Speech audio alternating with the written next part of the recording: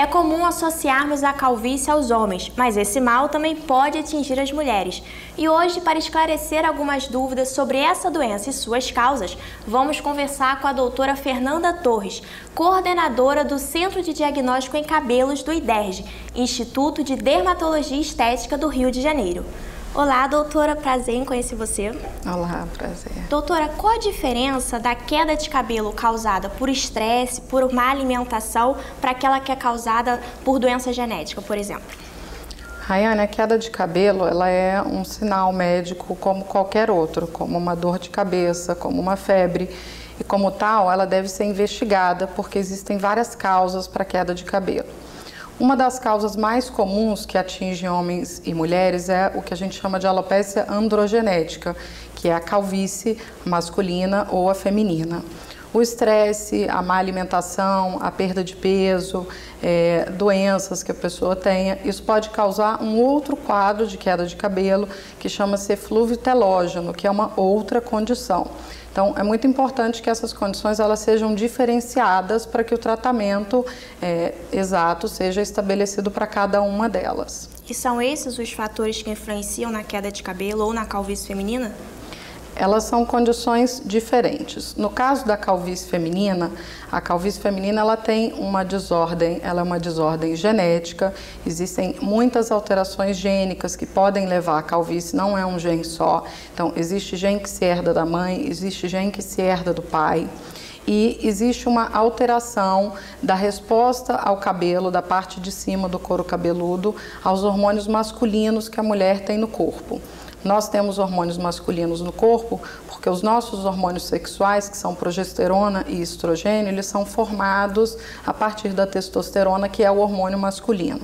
A testosterona, agindo nos cabelos dessa parte de cima aqui do couro cabeludo, a região parietal que a gente chama, ela leva progressivamente a um afinamento dos cabelos dessa região. Então a pessoa não fica totalmente careca, as mulheres no caso?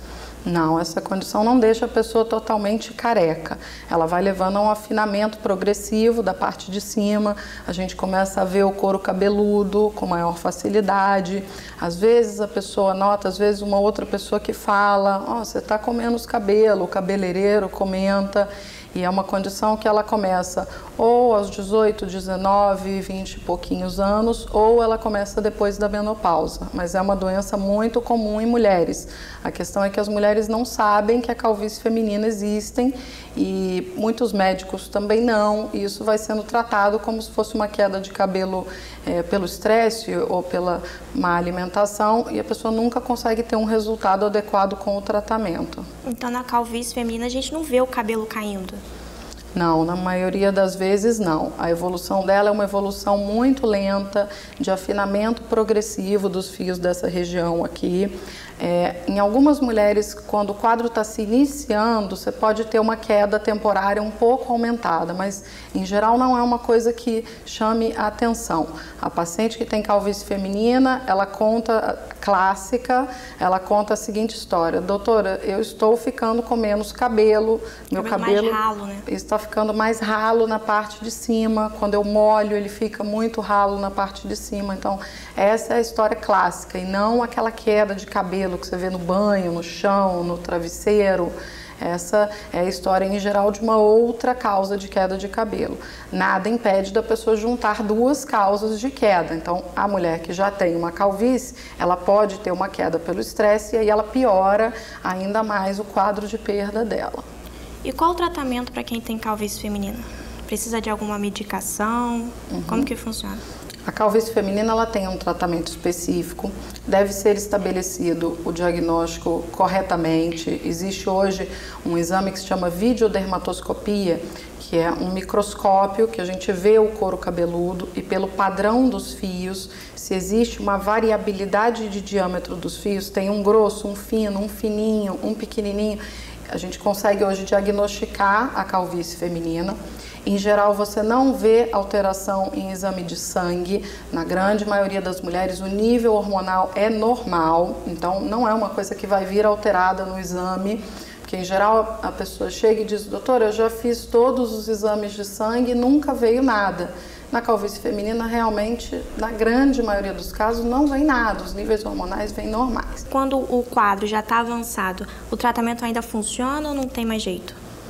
O tratamento, no caso da calvície, o tratamento funciona. A questão é que, é lógico, se você começa a tratar uma calvície de uma menina de 20 e poucos anos, você tem um resultado excelente com o tratamento. E com a mulher depois da menopausa, por esses vários fatores que acontecem, você tem um resultado bom, satisfatório, você sempre tem melhora do quadro com o tratamento. Mas o cabelo não chega a crescer totalmente? Depende de cada paciente, é uma evolução muito individual. Algumas mulheres respondem muito bem ao tratamento oral, outras mulheres não respondem tão bem. Então, depende muito, é caso a caso. Mas, em geral, salvo raras exceções, a gente sempre consegue melhorar em relação ao que está. E a alimentação, ela influencia no tratamento?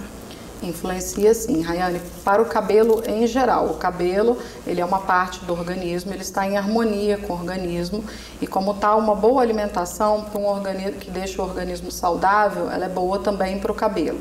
Então, uma alimentação balanceada que tenha frutas, verduras, carne vermelha, isso traz benefício para o cabelo, tá? Então, os vegetarianos, as pessoas que têm dietas estritas, podem ter deficiência de determinados fatores e vitaminas que podem trazer prejuízo para o cabelo.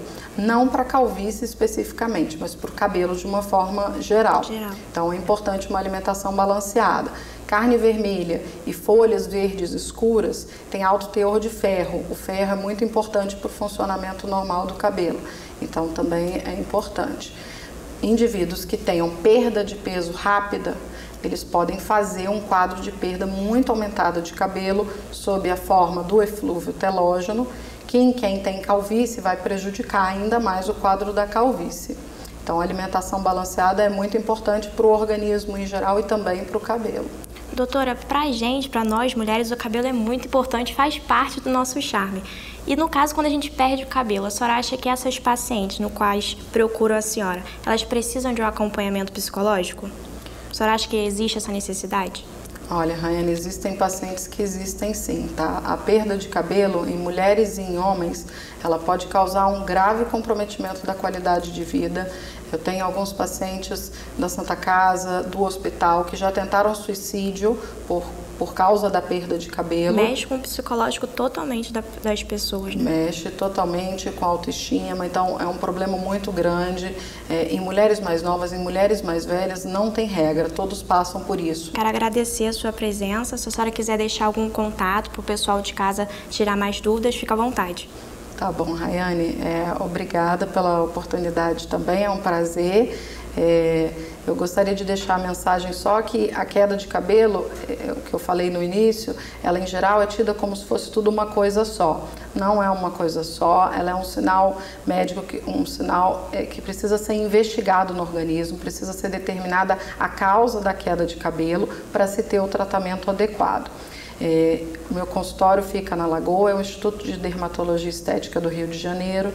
O telefone de lá é 2537-2108 e eu tenho um site também que se chama dermatologiadoscabelos.com. Então é um site informativo sobre as principais causas de queda de cabelo.